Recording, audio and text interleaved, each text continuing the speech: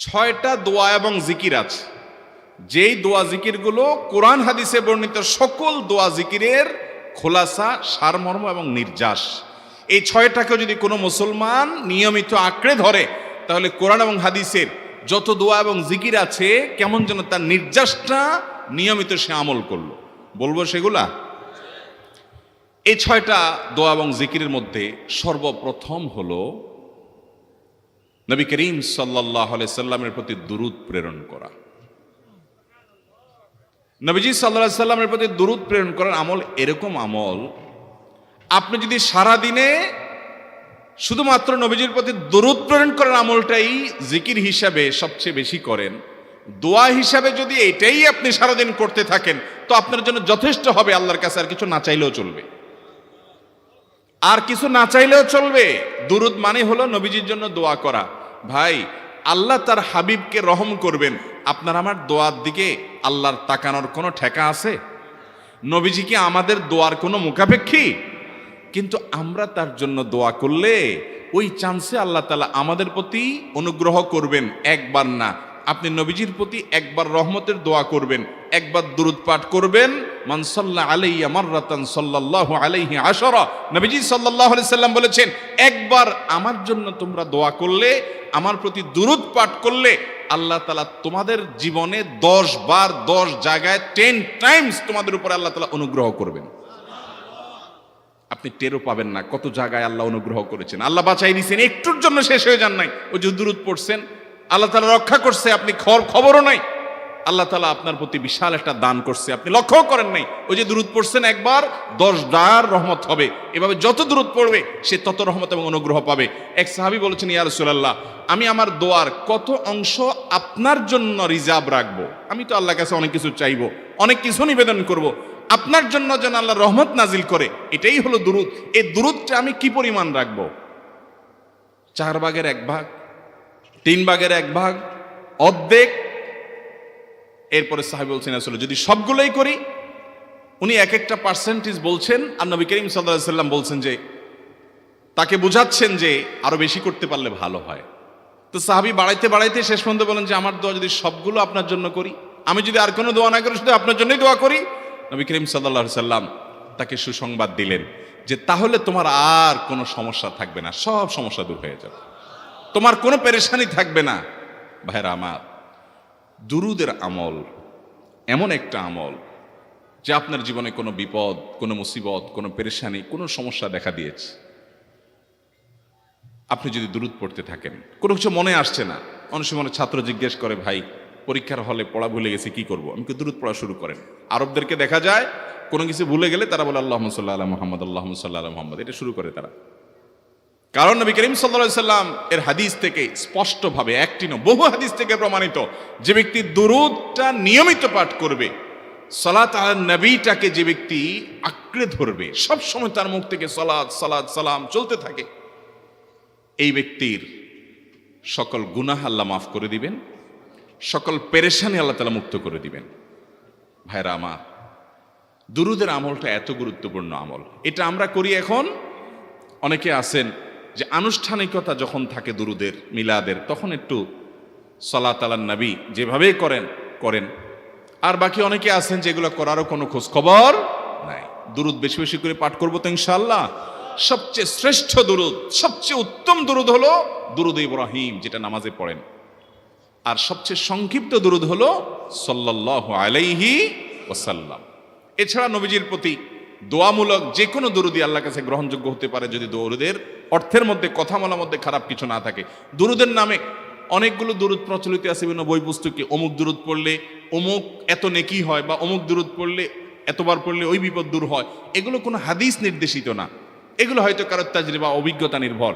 কিন্তু হাদিস নির্দেশিত দুরূদ হলো দুরূদ ইব্রাহিম, আর সবচেয়ে সংক্ষিপ্ত দুরূদ হলো সাল্লাল্লাহু আলাইহি সাল্লাম। অর্থের ভিতরে যদি খারাপ কিছু, শিরকের কিছু না থাকে, নবীকে আবার আল্লাহর পর্যায়ে পৌঁছানোর মতো গুমরাহি যদি না থাকে দুরূদের অর্থের মধ্যে, তাহলে যে কোনো দুরূদই আপনি আল্লাহর কাছে পেশ করতে পারেন। তাহলে 6টা দোয়া হলো কোরআন হাদিসের শত শত সহস্র দোয়ার নির্যাস এবং খোলাসা। তার 1 নম্বর হলো দুরূদের আমল। করবো না বেশি বেশি ইনশাআল্লাহ? আমার জীবনে বহুবার এমন হয়েছে, বহুবার এমন এমন বিপদ যে দেয়ালে পিঠ ঠেকে গেছে, এখান থেকে উদ্ধারের কোনো পথ আর চোখের সামনে দেখা যাচ্ছে না। আমি এই আমলটি, এর পাশাপাশি ইস্তেগফারের আমল যেটা দ্বিতীয় নম্বরে বলবো আমি, এই দুটি আমল কন্টিনিউয়াসলি করে গেছে, হরদম প্রতি নিঃশ্বাসে নিঃশ্বাসে, বাস টয়লেটের টাইম বাদে বাকি ফুল টাইম এটা দুরুদ এবং ইস্তেগফার অব্যাহত রাখছি। আল্লাহ তাআলা এমন ভাবে অলৌকিক ভাবে উদ্ধার করেছেন যে আমার কল্পনায়ও আসে না যে এখান থেকে এভাবে হেল্প হতে পারে। ভাইরা আমার অভিজ্ঞতার 2 পয়সার কোনো মূল্য নাই। আমার অভিজ্ঞতা কি আসলো না আসলো এটাতে কিছু আসে যায় নাই। রহমতুল্লিল আলামিন আল্লাহর রাসূল আল্লাহর নবী ওয়াদা করেছেন যে আপনার পেরেশানি দূর হবেই হবে ইনশাআল্লাহ। অতএব দুরুদের আমল বেশি বেশি করবো না ইনশাআল্লাহ। নাম্বার 2, ইস্তেগফার। ইস্তেগফার ইস্তেগফার এটাও বেশি বেশি করতে হবে, দুরুদও বেশি বেশি করতে হবে। দুরুদের ব্যাপারে নবী করিম সাল্লাল্লাহু আলাইহি সাল্লাম এক হাদিসে বলেছেন, আকসিরু আলাইয়া মিনাস সালাতি মিন ইয়াউমিল জুমআতি ওয়া লাইলাতিল জুমআহ। জুমার রাতে আর জুমার দিনে, অর্থাৎ বৃহস্পতিবার দিবাগত রাত আর জুমার দিন শুক্রবার, এই সময়গুলোতে তোমরা আমার প্রতি বেশি বেশি দুরুদ পাঠ করো। এই যে নবীজি বলছেন বেশি বেশি পাঠ করো, তাহলে দুরুদটা বেশি বেশি পাঠ করতে হবে। ঠিক একইভাবে 2 নম্বর যেটা, দ্বিতীয় আমল যেটা ইস্তেগফার, এটাও বেশি বেশি করতে হবে। কারণ ইস্তেগফার সম্পর্কে কোন কোন হাদিসের ভাষ্যের মধ্যে মান লাজিমাল ইস্তেগফার ভাষ্য এসেছে, অর্থাৎ যে ব্যক্তি ইস্তেগফারকে আঁকড়ে ধরবে, এটাকে কন্টিনিউয়াসলি করবে, ইস্তেগফার কখনো ছাড়বে না, সবসময় তার মধ্যে ইস্তেগফার অব্যাহত থাকবে, ওই ব্যক্তিকে আল্লাহ রাব্বুল আলামিন বিভিন্ন পেরেশানি থেকে সারপ্রাইজড হওয়ার মতো এমন এমন পথ বের করে দিবে যে সে চিন্তাও করে নাই। তার পেরেশানি থেকে মুক্তির পথ আল্লাহ তাআলা দেখায় দিবেন। ইস্তেগফার কিভাবে করবেন ভাই? ইস্তেগফার এমন একটা আমল, এটা ছাড়া তো আমাদের উপায় নাই ভাই। ইস্তেগফার আমাদের দুনিয়ার পেরেশানি দূর করবে, আখিরাতের পেরেশানি দূর করবে। দুনিয়ার পেরেশানি আমাদের বিপদ আপদ মুসিবত, এগুলো রিজিকের অনটন অভাব এগুলা, আর আখিরাতের পেরেশানি হলো আমাদের পাপ গুনাহ এগুলা। কোরআনে কারিমে আল্লাহ রাব্বুল আলামিন সূরা নূহের মধ্যে আল্লাহ নবী নূহ আলাইহিস সালাম তার সম্পর্কে বলছেন, ফাকুলতুস্তাগফিরু রাব্বাকুম ইন্নাহু কানা গাফফারা ইউরসিলিস সামাআ আলাইকুম মিদরারা ওয়া ইউমদিদুকুম বিআমওয়ালিন ওয়া বানিন ওয়া ইয়াজআল লাকুম জান্নাতিন ওয়া ইয়াজআল লাকুম আনহারা। তিনি বলেন, আমি বলেছি আমার জাতিকে তোমরা ইস্তেগফার করো, আল্লাহর কাছে ইস্তেগফারটা করতে থাকো করতে থাকো। রুটি রুজি নাই, চাকরি নাই, ইনকাম নাই, ব্যবসা খারাপ যাচ্ছে, পেরেশানি হচ্ছে, ইস্তেগফার ধরো, কি হবে? ইন্নাহু কানা গাফফারা। যদি ইস্তেগফার করো, 1 নম্বর লাভ হলো আল্লাহ মাফ করে দিবেন গুনাহ। ইউরসিলিস সামাআ আলাইকুম মিদরারা, যাতে ফসল ভালো হয়, রিজিক ভালো হয়, সেই ব্যবস্থা আল্লাহ করবেন। ওয়া ইউমদিদুকুম বিআমওয়ালিন ওয়া বানিন, ছেলে মেয়ে হয় না অথবা ভালো ছেলে মেয়ে নাই, আল্লাহ তাআলা নেক সন্তান দিয়ে তোমাকে শক্তিশালী করবেন, সম্পদ দিয়ে শক্তিশালী করবেন। ওয়া ইয়াজআল লাকুম জান্নাতিন ওয়া ইয়াজআল লাকুম আনহারা, আল্লাহ তাআলা প্রসবন দিবেন, ফসল দিবেন, বরকত দিবেন রুজিতে। কিসের মাধ্যমে? ইস্তেগফার। কিসের মাধ্যমে ভাই? ইস্তেগফার। আহা, ইস্তেগফারের আমল আমাদের দেশে মানুষ আমরা জানি না ভাই। এটি সারাক্ষণ তারা অবসর সময়গুলোতে ইস্তেগফার করতে থাকে, আস্তাগফিরুল্লাহ ওয়া আতুবু ইলাইহি, আস্তাগফিরুল্লাহ আস্তাগফিরুল্লাহ। মানে কি? আল্লাহর কাছে আমি ক্ষমা প্রার্থনা করি, আল্লাহর কাছে আমি মাপ চাই, আল্লাহর কাছে আমি তওবা করি, আল্লাহর দিকে আমি ধাবিত হই, আল্লাহর কাছে আমি ফিরে যাই, আস্তাগফিরুল্লাহ আস্তাগফিরুল্লাহ। আপনি বসে আছেন নিরিবিলি, ভাইরা আমার, এখন আর নিরিবিলি বলতে কোনো সময় নাই, এখন আর ফ্রি টাইম নাই, এখন আর আমাদের অবসর টাইম নাই। আস্তাগফিরুল্লাহ কখন বলবো? মোবাইল টিপতে টিপতে টিপতে টিপতে, ফেসবুকের নোটিফিকেশন দেখতে দেখতে দেখতে, লাইক কমেন্ট গুনতে গুনতে আমাদের এখন কোনো ফুরসত নাই। বাহিরে তো নাই, টয়লেটে গেলেও তখন আমাদের ব্যস্ততা মোবাইল নিয়ে, ফেসবুক নিয়ে, ঘুমাইতে গেলেও আমাদের ব্যস্ততা। ও ভাই আমার, অথচ আমার হায়াত শেষ হয়ে যাচ্ছে, আমল নামার শূন্য খালি, ফেসবুক টিপাটিপিতে পরিপূর্ণ। আল্লাহর কাছে কি নিয়ে যাবেন? ইস্তেগফার করবেন তো ইনশাআল্লাহ? অবসর সময় ইস্তেগফার করবেন তো ইনশাআল্লাহ? নিরিবিলি আছেন, একাকী আছেন, ইস্তেগফার চালায় দেন। 10 সেকেন্ড টাইম পাইছেন, ইস্তেগফার শুরু করে দেন। ডাক্তারের কাছে গেছেন, ওয়েটিং এ আছেন, বসে আছেন, ইস্তেগফার করতে থাকেন। সিরিয়াল আছেন কোনো কাজের, ইস্তেগফার করতে থাকেন।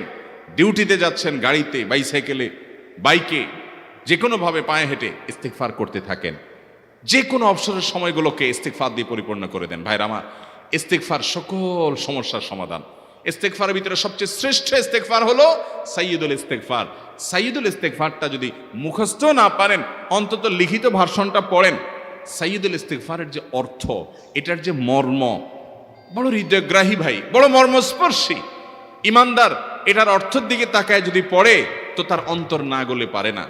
আল্লাহুম্মা আনতা রব্বি, হে আল্লাহ আপনি আমার রব, আপনি আমার পালনকর্তা লাগেন। আপনার সাথে আমার এই সম্পর্ক, আমি আপনার গোলাম, আপনি আমার রব, এই সম্পর্কটা আপনার সাথে আছে। আল্লাহুম্মা আনতা রব্বি লা ইলাহা ইল্লা আন্ত, ও আল্লাহ আপনি ছাড়া আমার ইবাদত, আমার গোলামি, আমার দাসত্ব, উপাসনার উপযুক্ত আর কেউ নাই। আল্লাহুম্মা আনতা রব্বি লা ইলাহা ইল্লা আন্ত খালাকতানি, আপনি আমাকে সৃষ্টি করেছেন। ওয়া আনা আবদুক, আল্লাহ আমি আপনার গোলাম। দেখেন কিভাবে আল্লাহর সাথে সম্পর্কটার কথা বলা হচ্ছে মুহাব্বতের সাথে। খালাকতানি ওয়া আনা আবদুক, আল্লাহ আপনি আমাকে সৃষ্টি করেছেন আর আমি আপনার গোলাম। ওয়া আনা আলা আহদিকা ওয়া ওয়া'দিকা মাস্তাতা'তু, আল্লাহ আপনার সাথে যে অঙ্গীকার করেছিলাম, আলাস্তু বিরব্বিকুম, আপনি জিজ্ঞেস করেছেন। আলমে আরওয়াহাতে আমরা বলেছি বালা, হ্যাঁ আপনি আমার রব। আপনাকে রব হিসাবে স্বীকৃতি দিয়ে আপনার গোলামি করার যে অঙ্গীকার আমরা করেছি, কালিমাতুশ শাহাদা যে আমরা পাঠ করেছি, এই যে আপনার সাথে কৃত অঙ্গীকার, রব হিসাবে স্বীকৃতি দেওয়ার পর, গোলাম হিসাবে মেনে নেওয়ার পর, আমি আপনার যে গোলামি করার কথা ছিল, ওয়া আনা আলা আহদিকা ওয়া ওয়া'দিকা মাস্তাতা'তু, যতটুকু পারছি আমি সে ওয়াদার উপরে থাকার চেষ্টা করছি আল্লাহ। ওয়া আনা আলা আহদিকা ওয়া ওয়া'দিকা মাস্তাতা'ত আবুউ লাকা বিনি'মাতিকা আলাই, আল্লাহ আমি স্বীকার করি আপনি আমার প্রতি অনেক নিয়ামত দিয়েছেন, অনেক নিয়ামত দিয়েছেন, এটা আমি স্বীকার করি। ওয়া আবুউ লাকা বিযামবি, আর আমি এও স্বীকার করি যে আল্লাহ অনেক অপরাধ, অনেক পাপ আমার দ্বারা হয়ে গেছে। ফাগফিরলি, অতএব আপনি আমাকে মাফ করে দেন। ফাইন্নাহু লা ইয়াগফিরুয যুনুবা ইল্লা আনতা, কারণ আপনি ছাড়া আর কেউ গুনাহ ক্ষমা করতে পারবে। ভাইরা আমার, অর্থের দিকে লক্ষ্য করে করে, মর্মটা বুঝে বুঝে একটু সাইয়্যিদুল ইস্তেগফার পড়েন। লেখা দেখে দেখে পড়েন, ইউটিউব থেকে দেখে দেখে পড়েন, কিন্তু পড়েন।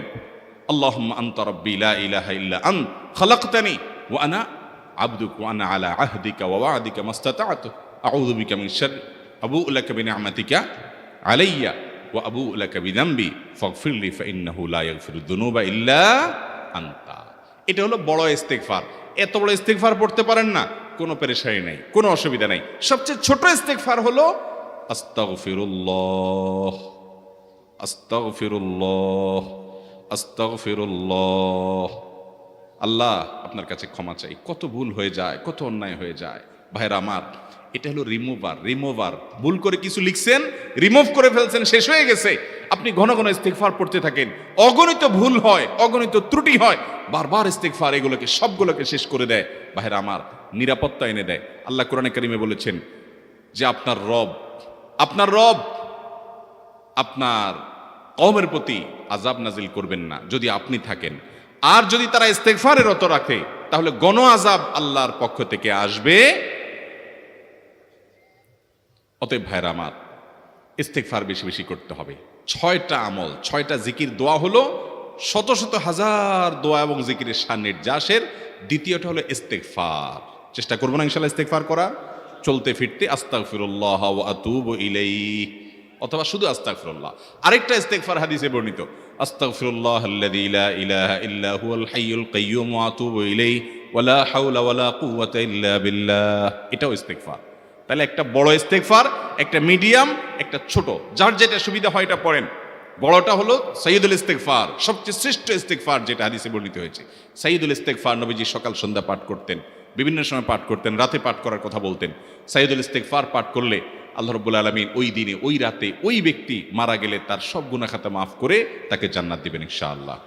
অতএব ভাইরা আমার, সাইয়্যিদুল ইস্তেগফার সবচেয়ে বড়, আস্তাগফিরুল্লাহাল্লাযী লা ইলাহা ইল্লা হুয়াল হাইয়ুল কাইয়্যুম ওয়া আতুবু ইলাইহি ওয়া লা হাওলা ওয়া লা কুওয়াতা ইল্লা বিল্লাহ। এটা হলো মাঝারি ধরনের। আর সবচেয়ে ছোট ইস্তেগফার হলো আস্তাগফিরুল্লাহ ওয়া আতুবু ইলাইহি। তাহলে 6 আমলের কয়টা গেল? 2টা। প্রথমটা হলো দুরুদ আর দ্বিতীয়টা হলো ইস্তেগফার। নাম্বার 3, এটা আমাদের বেশিরভাগ মানুষ জীবনে হয়তো শুনেনও নাই, অনেকে হয়তো শুনছেন, আমল করা হয় না। খুব সীমিত সংখ্যক আল্লাহর বান্দার আমলের তৌফিক হয়। সেটা হলো ইয়া যাল জালালি ওয়াল ইকরাম। এটা একটা জিকির, আল্লাহ তাআলাকে ডাকা, আহ্বান করা, এটাই জিকির। ইয়া যাল জালালি ওয়াল ইকরাম। নবী করিম সাল্লাল্লাহু আলাইহি সাল্লাম বলেছেন, আলিজু বিয়া যাল জালালি ওয়াল ইকরাম। তোমরা ইয়া যাল জালালি ওয়াল ইকরাম এটাকে আঁকড়ে ধরো, এটাকে নিয়মিত করো, বেশি বেশি করে বলতে থাকো এটাকে সব সময় এটাকে মুদাওয়ামাতের সাথে কন্টিনিউয়াসলি এটা বলতে থাকো, ইয়া যাল জালালি ওয়াল ইকরাম। অনেক উলামায়ে কেরাম, মুহাদ্দিসিনে কেরাম ইয়া যাল জালালি ওয়াল ইকরাম কেন নবীজি এত বেশি বলতে বলেছেন, এটার মাধ্যমে আমাদের লাভটা কি, এর ব্যাখ্যা করতে গিয়ে বলেছেন ইয়া যাল জালাল মানে হলো হে মহান মহান বড়ত্বের অধিকারী, হে জালালের অধিকারী, হে জালাল। ওয়াল ইকরাম হে দানশীল। তাহলে প্রথম বাক্যে আল্লাহর বড়ত্বের কথা স্বীকৃতি দিয়ে প্রশংসা করা হয়, আর দ্বিতীয় বাক্যে হে দানশীল বলে আল্লাহ তাআলার কাছ থেকে চাওয়া হয় যে আপনি যেহেতু দানশীল এবং আপনি যদি মহান, অতএব আপনি আমাকে দান করেন। এটা ডাকলেই, আল্লাহকে এই বলে ডাকলেই চাওয়া হয়ে যায়। এই জন্য বেশি বেশি করে ইয়া যাল জালালি ওয়াল ইকরাম পড়তে হবে। অনেকে হয়তো নতুন শুনেছেন, আজকে থেকে শুরু করে দিবেন ইয়া যাল জালালি, সকাল বিকাল মনে থাকে না তো লিখে লিখে ওয়ালে টাঙ্গায় দেন। বাসা বাড়িতে এমন জায়গায় লিখে রাখেন তাকাইলে নজরে পড়ে, কারণ মোবাইলে আমাদেরকে সবকিছু ভুলায় দেয়, দুনিয়ার ব্যস্ততা সব ভুলায় দেয়। এই জন্য বেশি বেশি ইয়া যাল জালালি ওয়াল ইকরাম পড়বো। 3টা হয়ে গেল। নাম্বার 4 নম্বর যে দোয়া এবং জিকির করতে নবী করিম সাল্লাল্লাহু আলাইহি সাল্লাম সব সময় আমাদেরকে উৎসাহ দিয়েছেন, অনুপ্রেরণা দিয়েছেন। এবং ইবনে সাদি রাহিমাহুল্লাহ তিনি 6টা নির্যাস দোয়া এবং জিকির যে বলেছেন তার 4 নম্বর হলো লা হাওলা ওয়ালা কুওয়াতা ইল্লা বিল্লাহ। লা হাওলা ওয়ালা কুওয়াতা ইল্লা বিল্লাহ। লা হাওলা ওয়ালা কুওয়াতা ইল্লা বিল্লাহ এটা হলো সারেন্ডার করা, আল্লাহর কাছে সারেন্ডার করা, আত্মসমর্পণ করা। মানে আল্লাহ ছাড়া কোনো ভালো কাজ করার ক্ষমতা কারণ নাই, করার তৌফিক দেওয়ার ক্ষমতা কারণ নাই, আর পাপ থেকে বাঁচানোরও ক্ষমতা কারণ নাই। এই জন্য আমি কেমন যেন আল্লাহর কাছে সারেন্ডার করছেন, লা হাওলা ওয়ালা কুওয়াতা ইল্লা বিল্লাহ। কোনো অবস্থা, কোনো সামর্থ্য এগুলো কারোর কাছে নাই, শুধুমাত্র কার কাছে আছে? আল্লাহর কাছে আছে। এই অর্থ বুঝে আপনি লা হাওলা ওয়ালা কুওয়াতা ইল্লা বিল্লাহ বেশি বেশি পাঠ করবেন। নবী করিম সাল্লাল্লাহু আলাইহি সাল্লাম বলেছেন, তোমাদেরকে কি আমি জান্নাতের একটা ভান্ডারের খবর দিব, যেটা জান্নাতের ভান্ডার, সওয়াব টওয়াব না, সাধারণ অল্প স্বল্প সওয়াব না, পুরো জান্নাতের ভান্ডারের সন্ধান দিয়ে দিব। সাহাবা ইকরাম তো চাইতেনই সেটা। নবীজি সাল্লাল্লাহু আলাইহি সাল্লাম তখন বলেছেন যে লা হাওলা ওয়ালা কুওয়াতা ইল্লা বিল্লাহ এটা হলো কানজুম মিন কুনুজিল জান্নাহ, জান্নাতের ভান্ডার সমূহের মধ্যে থেকে একটা বড় ভান্ডার হলো লা হাওলা ওয়ালা কুওয়াতা ইল্লা বিল্লাহ। অতএব এই আমলটাও বেশি বেশি করবেন। 4 নম্বর আমল হয়ে গেল।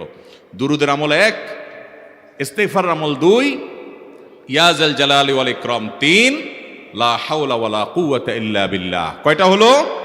4। 5 নম্বর আমল হলো দোয়া ইউনুস। দোয়া ইউনুস জানা আছে তো? লা ইলাহা ইল্লা আনতা সুবহানাকা ইন্নী কুনতু মিনাজ জালিমিন। ভাইরা আমার, অর্থের দিকে তাকায়া মাঝে মধ্যে মোবাইল টোবাইল সব ফালায় রেখে একটু আল্লাহর সাথে কথা বলবেন, আল্লাহর সাথে একটু কানেক্টেড হওয়ার চেষ্টা করবেন, আল্লাহর সাথে একটু সংযুক্ত হওয়ার চেষ্টা করবেন। ডিসকানেক্টেড তো পুরো লাইফটা কাটাই দিলেন, একটু কানেক্টেড হওয়ার চেষ্টা করেন। প্রতিদিন কিছু সময় বসে একটু জিকির করেন, চলতে ফিরতে একটু আল্লাহকে সময় দেন। আপনি উপকৃত হবেন, আপনার কল্ব জিন্দা হবে, আমল নামা সওয়াবে পরিপূর্ণ হবে। লা ইলাহা ইল্লা আনতা সুবহানাকা ইন্নী কুনতু মিনাজ জালিমিন। অর্থের দিকে তাকান, কত মর্মস্পর্শী। লা ইলাহা ইল্লা আনতা, আল্লাহ আপনি ছাড়া কোনো সত্যিকারের মাহবুদ নাই, উপাস্য নাই। সুবহানাক, আপনি পবিত্র, আমি আপনার পবিত্রতা জ্ঞাপন করছি। ইন্নী কুনতু মিনাজ জালিমিন, তবে আমি সেসব মানুষদের অন্তর্ভুক্ত যারা নিজের প্রতি নিজে জুলুম করেছে, অবিচার করেছে, অন্যায় করে আমার নিজের পায়ে নিজে কুড়াল মেরেছি বহু। অতএব আপনি আমাদের প্রতি রহম করেন।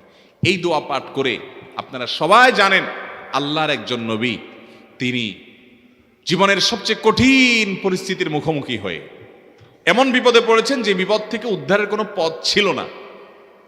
দুনিয়াবী সকল সিস্টেম বলবে যে সমুদ্রে নিক্ষেপিত হয়ে বিশাল বড় সমুদ্রের প্রাণী মাছের পেটে চলে গেলে সে মানুষ আবার বাঁচে কিভাবে?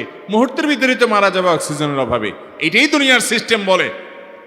আল্লাহ তাআলা অলৌকিকভাবে লৌকিক সিস্টেমের ঊর্ধ্বে রেখে আল্লাহ তাআলা তাকে এই বাক্য পাঠ করার কারণে এর মাধ্যমে আল্লাহ তাকে মুক্তি দান করেছেন।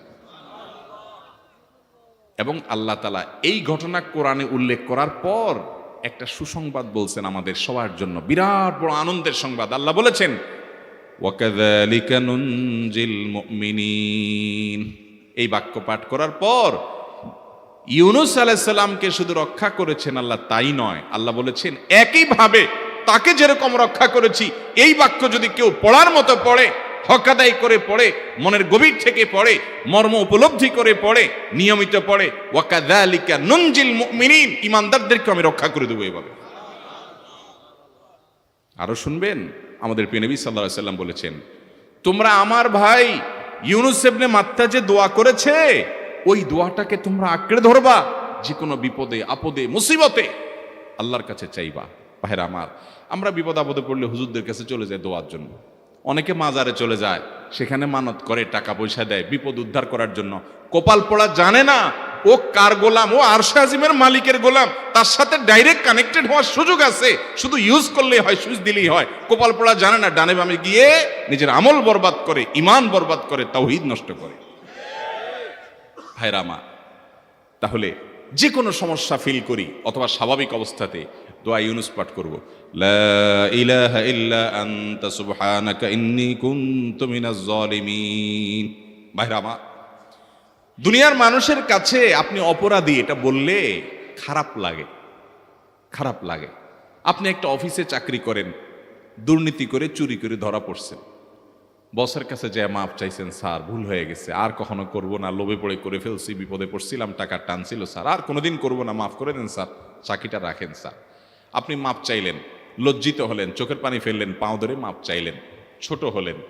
এই ছোট হওয়ার পরে আপনার চাকরি যদি টিকেও যায়, বস যদি আপনাকে মাফ করেও দেন, তারপরেও কি আপনার কাছে ভালো লাগবে? না এত বড় একটা অঘটন ঘটলো, ছোট হলেন, সবার সামনে লজ্জিত হলেন, অনুতপ্ত হলেন, ধরা পড়লেন, মাপ চাইতে হলো, এই জন্য আপনার খারাপ লাগবে না? কিরকম খারাপ লাগবে? এত খারাপ লাগে অনেকে সহ্য করতে পারে না, গুনাহের দিকে চলে যায়, আত্মহত্যা পর্যন্ত করে ফেলে, এই বেইজ্জতি সহ্য করতে পারে না। ঠিক না ভাই? ঠিক। মানুষের কাছে মাপ চাইলে, মানুষের কাছে ছোট হলে মানুষের কষ্ট হয়। অদ্ভুত।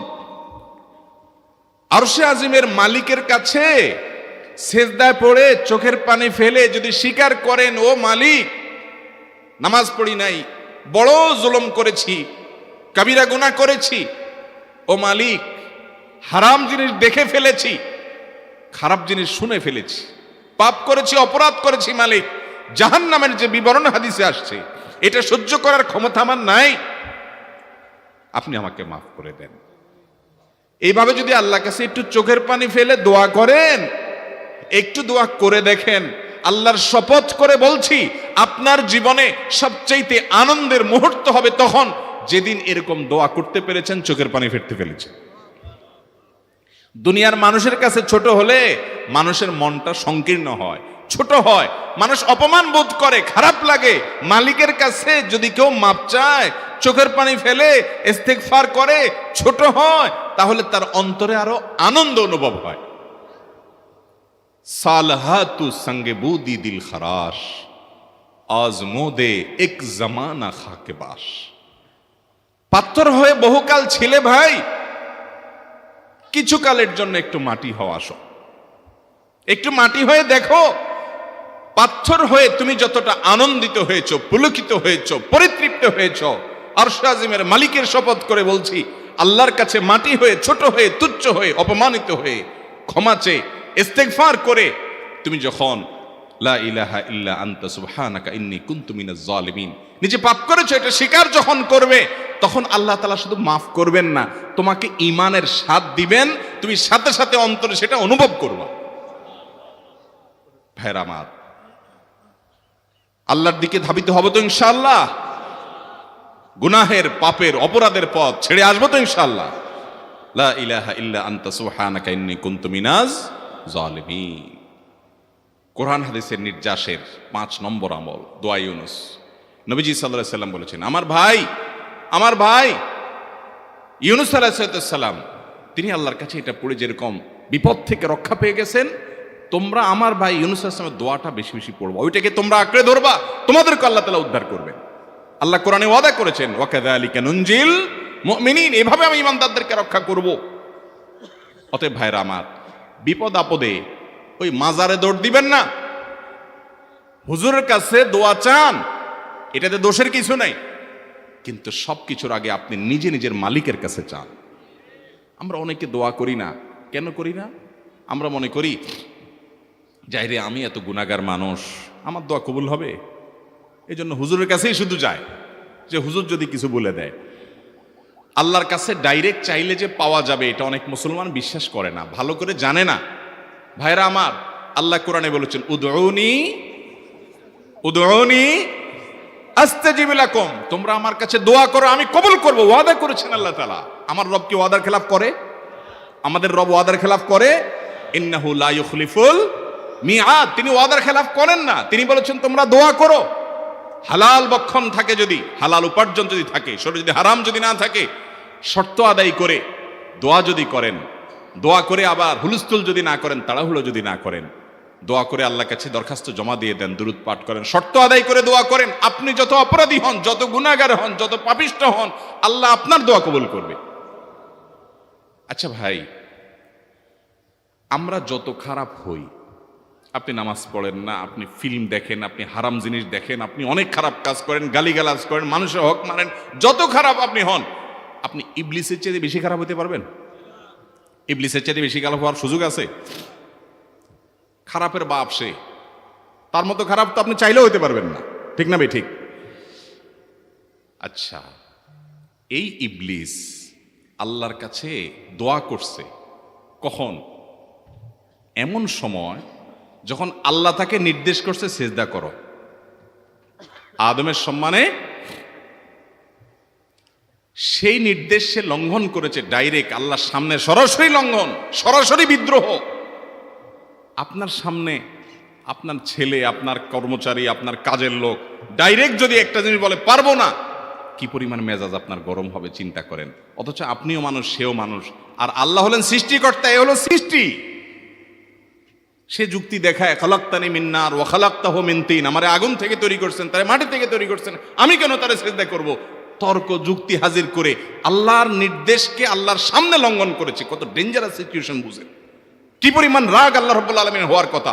তার তো গুণবাচক নাম শুধু রহমান রহিম না, তার গুণবাচক নাম আছে কি? কাহার, জব্বার। তো আল্লাহ রাব্বুল আলামিনের এই গুণবাচক নামও তো আছে। তিনি হচ্ছে প্রচন্ড রকমের কাহারের অধিকারী।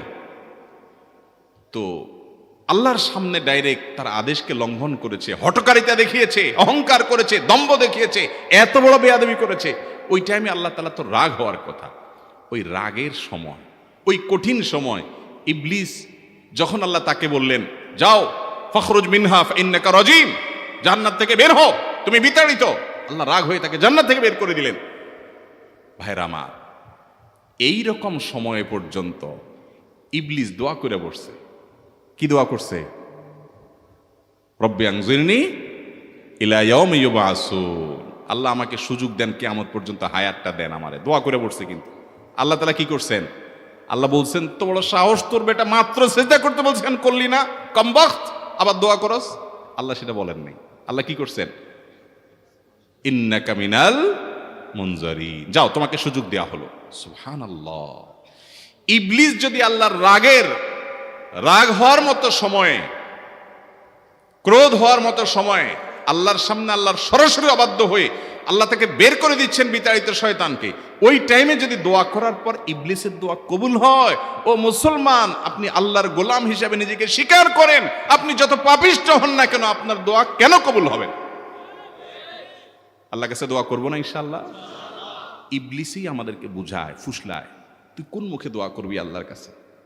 তোর নামাজের ঠিক নাই, তোর ইবাদতের ঠিক নাই, এত আকাম কুকাম করস ফেসবুকে, ইউটিউবে, তোর মতো 2 নম্বর একটা মানুষ, কোন মুখে আল্লাহর কাছে দোয়া করবি? থাক, দোয়া করিস না, আমি কেমনে এই মুখ নিয়ে দোয়া করবি? এটা যখন আপনার মনের ভিতরে আসে, তখন বুঝবেন যে মিস্টার ইবলিস অ্যাক্টিভ হয়ে গেছে আপনার শরীরে। কথা কি বুঝাতে পারছি? আল্লাহর কাছে দোয়া করবেন তো ইনশাআল্লাহ। এই 6টা দোয়া জিকিরের 5 নম্বর দোয়া ইউনুস, অর্থ সহকারে বুঝে বুঝে আল্লাহর কাছে চাইবেন এবং দোয়া করবেন।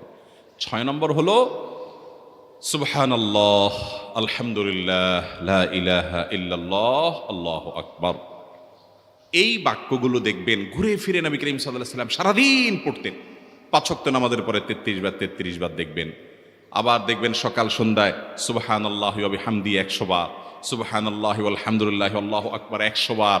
আবার এগুলো মাঝে মধ্যে 10 বার, রাতের শোয়ার সময় 33, 34 বার। বিভিন্ন সময় দেখবেন ঘুরে ফিরে এই সুবহানাল্লাহ, আলহামদুলিল্লাহ, লা ইলাহা ইল্লাল্লাহ, আল্লাহু আকবার, এগুলো একটা মিজানের পাল্লাকে পরিপূর্ণ করে দেয়। কোনোটা আসমান এবং জমিনের মধ্যবর্তী জায়গায় সওয়াব দিয়ে পরিপূর্ণ করে দেয়। এত বেশি ফজিলতপূর্ণ জিকির।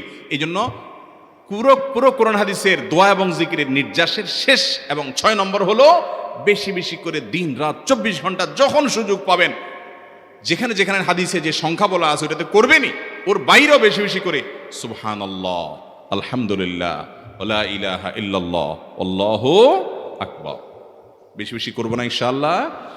আবারও বলছি, পুরো কোরআন হাদিসের দোয়া এবং জিকিরের নির্যাস 6টির একটি হলো, এটি ইবনে সাঈদী রাহিমাহুল্লাহর গবেষণা, তার গবেষণার আলোকে তিনি এটা পেশ করেছেন।